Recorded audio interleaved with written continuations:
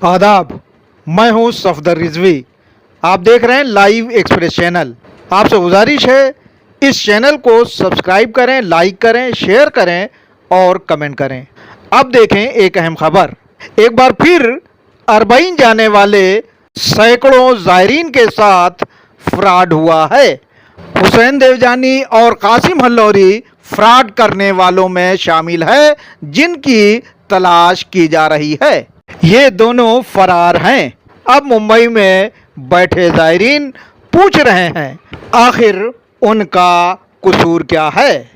एक आदमी पूरे साल पैसे जोड़ता है, कोई हर महीने 2000 बचाता है, कोई अपनी बीवी के जेवर बेच देता है, कोई कर्ज लेकर इराक जाने का सपना देखता है, सिर्फ इसलिए कि ज़िंदगी में एक बार इमाम हुसैन अलैहिस्सलाम के रोज़े पर हाज़िरी दे सके।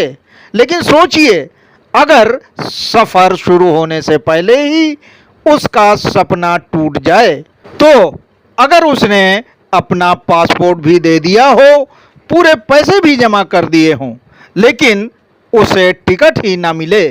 आज ऐसी ही एक दर्दनाक और परेशान कर देने वाली खबर मुंबई से सामने आई है। बताया जा रहा है कि अरबईन के लिए देश के अलग अलग शहरों से आए सैकड़ों ज़ायरीन मुंबई में फंस गए हैं। इन लोगों का कहना है कि उन्होंने अपनी पूरी रकम पहले ही जमा कर दी थी, पासपोर्ट भी दे दिए थे, लेकिन जब इराक रवाना होने का वक्त आया तो उन्हें वैध टिकट नहीं मिले। अब सबसे बड़ी परेशानी ये है कि ये लोग अपने अपने शहरों से मुंबई पहुंच चुके हैं। कोई गुजरात से आया है तो कोई महाराष्ट्र से, कोई दूसरे राज्यों से। न फ्लाइट है, न सफ़र का भरोसा और न ये पता कि आगे क्या होगा। इनमें से कई लोग ये सवाल पूछ रहे हैं, हम अब मुंबई में कहाँ जाएं, कहाँ ठहरें, कौन हमारा खर्च उठाएगा, कौन हमें वापस घर भेजेगा, और सबसे बड़ा सवाल, हमारा क्या कसूर है। सबसे पहले सुने एक पीड़ित के जरिए पूरी कहानी, किसने फ्रॉड किया। आवाज खेतानी है, भावनगर से मैं ग्रुप लेके आया हूँ। मेरे पास 45 बंदे हैं। ठीक है, और मैं ये बोलना चाहता हूँ कि मैंने ये हुसैन देवजानी को टिकट वीजा का पैसा दिया। हुसैन देवजानी ये, हुसैन देवजानी ये, ठीक है, ये हुसैन देवजानी है और ये कासिम करवाला, ये दोनों ये पार्टनर है। और मैंने हुसैन देवजानी को टिकट वीजा का पैसा 36 लाख रुपया बैंक अकाउंट में से दिया है, कैश भी दिया है, सब कुछ दिया है। 36 लाख रुपया दिया है, मेरे पास उसका पूरा रिकॉर्ड है। कितने ज़ायरीन का आपने पैसा दिया इसको? 45 ज़ायरीन का पैसा दिया हुआ है मैंने।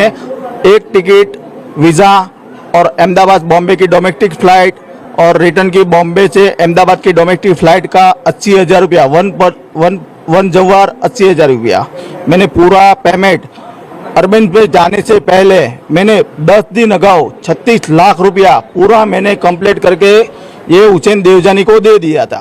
बाद में मेरे को 22 तारीख को इसकी वीजा आई, ठीक है, और 25 तारीख को उसका कॉल आया कि भाई आपकी डोमेस्टिक फ्लाइट जो अहमदाबाद से बॉम्बे जाने वाली थी वो कैंसिल हो गई है, तो आप अपने हिसाब से सबको लेके निकलो। मैं वहाँ से सबको लेके गाड़ी में, अल्टिका गाड़ी में, सभी जगह अहमदाबाद से, खंभात से और भावनगर से, महुआ से, सभी जगह से मैंने उसकी गाड़ी करवा के सब ज़ायरीन को मैं लेके आया।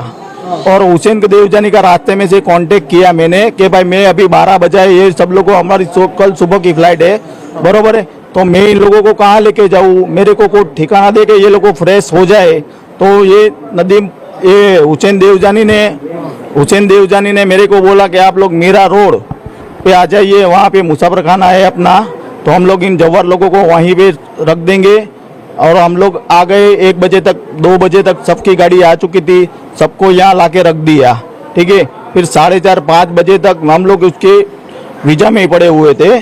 4:30-5 बजे तक हम लोग उसके टिकट के जुगाड़ में ही पड़े हुए थे। वो बोलता है 4:30-5 बजे मेरे को उसने एक PDF फाइल दी टिकट की, यानी कि इंटरनेशनल फ्लाइट की टिकट की दी मेरे को, और बोला कि आधा घंटे के बाद इसको देखना, अभी वो ऑनलाइन नहीं दिखाएगी। आधा घंटे के बाद ये हुसैन देवजानी मेरे को बोलता है कि भाई आपकी टिकट कैंसिल हो गई है। तो अभी मैं क्या करूं भाई, मैं उसको बोला कि भाई अभी मैं क्या करूं, मेरे जव्हार सुबह से आए हुए, एक तो पूरा गुजरात से 650 किलोमीटर का रन काट के इधर में अल्टिका गाड़ी जो आती है 4 व्हीलर, उसमें मैं लेके आया था, बरोबर है। मेरे जव्हार को मैं कैसे लेके आया हूँ तेरी डोमेस्टिक फ्लाइट कैंसिल होने के बाद, लेकिन डोमेस्टिक फ्लाइट जो उसने दी थी मेरे को, वो 3 दिन पहले ही कैंसिल हो चुकी थी, लेकिन ये बंदा मेरे को सही नहीं बता रहा था, ठीक है। और सबको मैं यहाँ लेके आया तो अभी बोलता है मैं आपको 28 तारीख की फ्लाइट दे रहा हूँ, 27 की तो उसने दी नहीं मेरे को टिकट डोमेस्टिक फ्लाइट की, इंटरनेशनल फ्लाइट की। अभी वो मेरे को बोला कि 28 तारीख की मैं फ्लाइट दे रहा हूँ, 28 तारीख की भी नहीं दी, 29 तारीख को नहीं। अभी हम लोग ने उसके ऊपर FIR का दर्ज दाखिल किया हुआ है नयापुर पुलिस स्टेशन में, बड़े साहब से बातचीत करके। कांटेक्ट हो पाया क्या अभी आप लोग? ये कल तक हमारे ये हुसैन देवजानी कल तक रात तक हमारे साथ में था।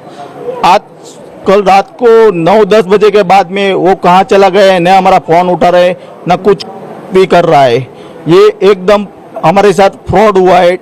जी हाँ, सुना आपने फ्रॉड की दास्तान कि हुसैन देवजानी और कासिम करबलाई जो अपनी पहचान छुपा रहा है, वो असल में कासिम हल्लौरी है। कासिम हल्लौर के प्रतिष्ठित मोहम्मद अख्तर उर्फ बत्तुन बाबा का पोता है। ये दोनों पार्टनर हैं और इन्हीं दोनों ने पूरा फ्रॉड किया है और ये दोनों लापता हैं। सुने आगे की कहानी। हमने पूरा पेमेंट ये हुसैन देवजानी को किए दिए थे, 36 लाख रुपया मैंने कर दिया था। और दूसरा हम लोगों ने जो इराक का जो पैकेट लिया था $3000 उधर भी पड़ा है, और 10,30,000 हमारे जो ग्रुप के जो डायरीन है उसके पास भी पड़ा है, क्योंकि उन लोगों का भी 21 लोग वो लेके आए थे। 10,30,000 उसके पास भी पड़ा है, बरोबर है। और 2 लाख रुपया हमने जव्हार को भी दिया हुआ है, 60,000 रुपया दूसरे जव्हार को भी दिया हुआ है। और हम लोग पूरी कोशिश कर रहे हैं कि हम लोग इसको FIR लिखा के आए, बड़े साहब से बातचीत की है हम लोगों ने, इसकी FIR हो चुकी है। हमारा जो सादिक भाई घबरानी है, भावनगर वाले हमारे जो साथ में हमारे पार्टनर के हिसाब से चल रहे हैं अभी, तो उसको भी वो पुलिस स्टेशन में अभी है और उसका भी नाम वहीं पे चल रहा है, अभी काउंटिंग चल रहा है, उसका FIR हो चुकी है हमारे लोगों हुसैन देवजानी और ये कासिम करबलाई के दोनों के खिलाफ। और मैं इंशाल्लाह दुआ करता हूं कि मैं भाई इन लोगों को जव्हार को ले जाऊं, लेकिन मेरी को अभी कोई हैसियत नहीं है। मैं ये ग्रुप उठाया था नहीं नफ़ा नहीं नुकसान वाला, मैं इसमें एक पैसा कमा नहीं रहा था, और मैं ये जव्हार की खिदमत के लिए उठाया था मैंने ग्रुप। और ये लोगों ने मेरे कासिम करबलाई और ये हुसैन देवजानी ने दोनों ने फ्रॉड किया है मेरे साथ। यही सवाल है जो आज सिर्फ इन जायरीन का नहीं बल्कि पूरे समाज का है। अगर किसी ने अपनी मेहनत की कमाई किसी टूर ऑपरेटर को इस भरोसे पर दी कि वो उसे करबला पहुंचाएगा, तो क्या उसके साथ फ्रॉड या धोखा होना चाहिए? आखिर जायरीन के साथ क्या हुआ, अब जरा पूरा मामला समझिए। सैकड़ों जायरीन अपने अपने शहरों से मुंबई पहुंचे क्योंकि यहीं से उनकी इराक की फ्लाइट जानी थी। इन लोगों का कहना है कि उन्होंने कई महीने पहले अपना पासपोर्ट जमा कर दिया था, पूरी रकम भी जमा कर दी थी। उन्हें यकीन दिलाया गया था कि समय आने पर टिकट और सफ़र के सारे कागज़ मिल जाएंगे। लेकिन जब मुंबई पहुंचने का वक्त आया तो कहानी बदल चुकी थी। किसी से कहा गया कल चले जाइए, किसी से कहा गया थोड़ा इंतज़ार करना पड़ेगा, और किसी से कहा गया फ्लाइट कैंसिल हो गई है। कुछ लोगों का कहना है कि उनका फ़ोन तक उठना बंद हो गया है। सबसे दुख की बात यह है कि इन लोगों में ऐसे लोग हैं जिन्होंने अपनी ज़िंदगी की बचत इस सफ़र के लिए लगाई थी। कोई कर्ज लेके आया है, कोई अपनी जमा पूंजी खर्च करके आया है, लेकिन आज वे मुंबई में परेशान खड़े हैं। पीड़ितों का कहना है कि उन्होंने इस पूरे मामले की शिकायत पुलिस में दर्ज करा दी है। अब पुलिस पूरे मामले की जांच करेगी, लेकिन हमारा सवाल थोड़ा बड़ा है। अगर इतने सारे लोग एक साथ मुंबई पहुंच गए तो क्या किसी ने पहले ये नहीं देखा कि इनके टिकट वास्तव में बुक भी हैं या नहीं? अगर टिकट कंफर्म नहीं थे तो लोगों को पहले क्यों नहीं बताया गया? अगर यात्रा संभव नहीं थी तो लोगों का पैसा वापस क्यों नहीं किया गया? और अगर सैकड़ों लोग मुंबई में फंस गए तो उनके रहने, खाने और वापस जाने की जिम्मेदारी किसकी है? यहीं से ये मामला सिर्फ एक टूर का नहीं बल्कि ज़ायरीन की आस्था और उनकी मेहनत की कमाई का मामला बन जाता है। अब सबसे बड़ा सवाल ये है, क्या ये पहली बार हुआ है? जवाब है नहीं। हर साल अरबईन के मौके पर देश के अलग अलग हिस्सों से हज़ारों ज़ायरीन इराक जाते हैं और हर साल कहीं ना कहीं ऐसी शिकायतें सामने आती हैं। किसी को समय पर टिकट नहीं मिलता, किसी को वीज़ा की परेशानी होती है, किसी को वादा किया गया होटल नहीं मिलता और कई बार ज़ायरीन हज़ारों किलोमीटर दूर एक अजनबी मुल्क में बेबस खड़े रह जाते हैं। यही वजह है कि आज लोग सवाल पूछ रहे हैं, अगर हर साल ऐसी घटनाएं होती हैं तो इन पर रोक क्यों नहीं लगती? क्या हर कोई टूर ऑपरेटर बन सकता है? क्या किसी भी व्यक्ति को लाखों रुपये इकट्ठा करने की इजाज़त है? क्या कोई ऐसी सरकारी व्यवस्था नहीं जो ज़ायरीन के पैसों की हिफाजत कर सके? सोचिए, अगर एक परिवार 4 लोगों को करबला भेज रहा है तो उसे कम से कम 3 लाख या उससे भी ज़्यादा रकम देनी पड़ेगी। अगर ये रकम डूब जाए तो उस परिवार पर क्या गुजरती होगी? ये सिर्फ पैसों का नुकसान नहीं, ये उनके सालों पुराने ख्वाब का टूट जाना है। और सबसे दर्द की बात यह है कि ऐसे मामलों में कई बार लोग सालों तक इंसाफ का इंतज़ार करते रहते हैं, मुकदमे चलते रहते हैं, तारीख पर तारीख मिलती रहती है, लेकिन पीड़ित इंसाफ का इंतज़ार ही करते रह जाते हैं। कारवाने सईद सज्जाद ने हज़ारों लोगों के साथ फ्रॉड किया। इसी तरह लाराइटपुर के मुजफ्फर चोर ने भी सैकड़ों लोगों के साथ फ्रॉड किया। दोनों के खिलाफ लोगों ने अदालत का दरवाज़ा खटखटाया, लेकिन लोग दसियों साल से इंसाफ पाने का इंतज़ार कर रहे हैं। अगर ऐसा ही चलता रहा तो गलत काम करने वालों के हौसले और बढ़ेंगे, क्योंकि उन्हें लगेगा कि सज़ा जल्दी मिलने वाली नहीं। यही वजह है कि आज ज़रूरत है सिर्फ FIR की नहीं, ज़रूरत है ऐसे सख्त कानून की जो ज़ायरीन के पैसों और उनकी आस्था दोनों की हिफाजत कर सके। और यहीं से सरकार की जिम्मेदारी शुरू होती है।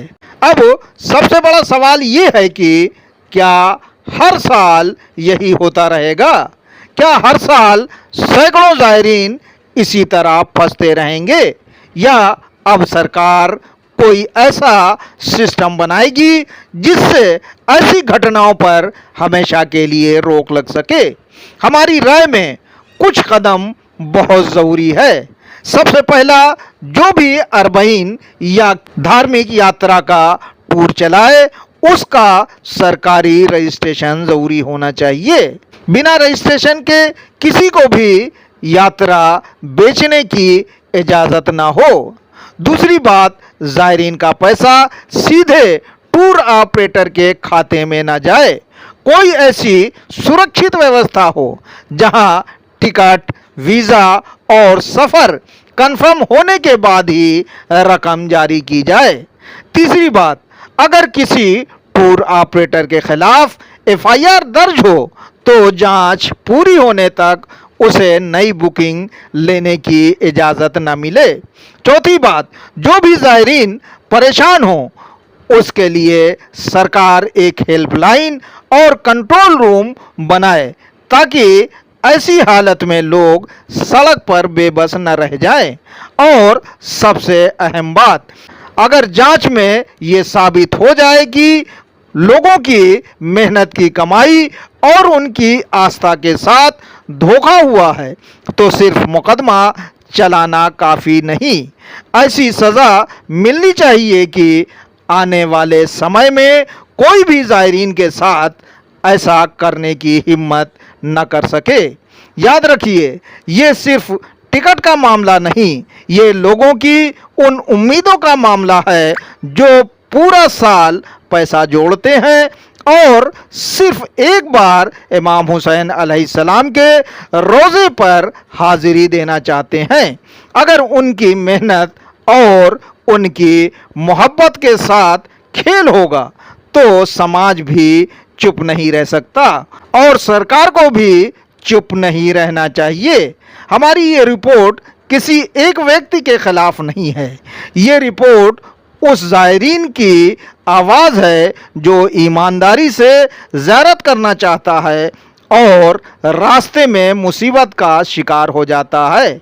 हम उम्मीद करते हैं कि पुलिस मामले की निष्पक्ष जांच करेगी और अगर आरोप सही पाए जाते हैं तो दोषियों को कानून के मुताबिक सख्त सज़ा मिलेगी ताकि आने वाले सालों में कोई माँ अपने बेटे के लिए, कोई बाप अपनी बेटी के लिए और कोई परिवार अपनी जिंदगी भर की जमा पूंजी इस तरह न खोए।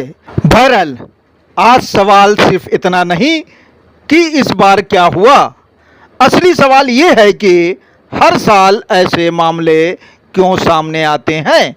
अगर हर साल ज़ायरीन इसी तरह परेशान होंगे, अगर मुकदमे सालों तक चलते रहेंगे, अगर दोषियों पर समय रहते कार्रवाई नहीं होगी तो ऐसे लोगों के हौसले और बढ़ेंगे।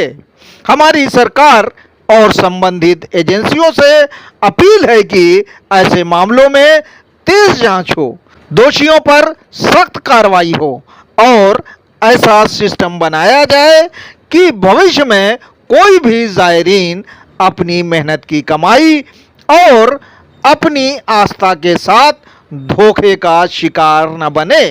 करबला की ज़ियारत इबादत है, इसे किसी का कारोबार या धोखे का जरिया नहीं बनने दिया जाना चाहिए। आपसे गुजारिश है इस चैनल को सब्सक्राइब करें, लाइक करें, शेयर करें और कमेंट करें।